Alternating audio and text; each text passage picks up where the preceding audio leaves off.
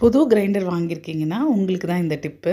எப்போவுமே கிரைண்டர் வாங்கின உடனே சோப் போட்டு கழுவிட்டு யூஸ் பண்ணக்கூடாது. ஏன்னா க்ளீனாக இருக்க மாதிரி இருக்கும். ஆனால் அதில் நம்ம கண்ணுக்கு தெரியாத டஸ்ட்டு பார்ட்டிகல்ஸ் அதில் இருக்கும். அது போகணும் அப்படின்னா நாள்பட்ட அரிசியோ இல்லை ரேஷன் அரிசி ஏதாவது இருந்துச்சுன்னா ஒரு 2 ஹவர்ஸ் அதை எடுத்து ஊற வச்சுட்டு அதை அதில் போட்டு அரைச்சி உப்பு போட்டு அரைச்சி அதை கழுவி சிங்கில் ஊற்றிடணும். அப்புறமா இட்லி அரிசிக்கு நீங்கள் ஊற வச்சு நீங்கள் போடலாம்.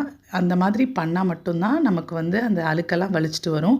ஜஸ்ட்டு ஒரு சோப் வாஷில் அந்த டஸ்ட்டு போகாது. அதே மாதிரி இந்த கிரைண்டர் அல்ட்ரா கிரைண்டரு. இதுக்கு குட்டி இன்னொரு சின்ன கல்லும் கொடுத்துருக்காங்க. ஒரு 2 டம்ளர் அரிசி கூட போடலாம். இது 2 படி போடுறது, 6 டம்ளர் போடுறது, 6லேருந்து 7 டம்ளர் போடலாம்.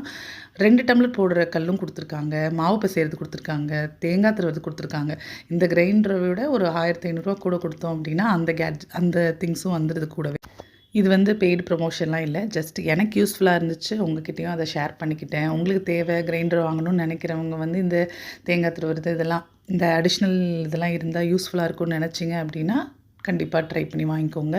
அதே மாதிரி சின்ன கிச்சனை எப்படி ஆர்கனைஸ் பண்ணுறது அப்படிங்கிற மாதிரியான வீடியோ, என்ன ஆர்கனைசர்ஸ் வாங்கலாம், அந்த மாதிரியான சின்ன சின்ன டிப்ஸோட அடுத்தடுத்த வீடியோவில் போடுறேன்.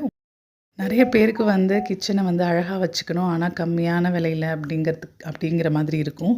ஆனால் ஐடியா இருக்காது. ஜஸ்ட் அந்த ஐடியாக்காகலாம் மட்டும்தான் ரொம்ப கம்மியான விலையில் எப்படி அழகாக ஆர்கனைஸ் பண்ணலாம் அப்படிங்கிற டிப்போடு பார்க்கலாம் அடுத்த வீடியோவில்.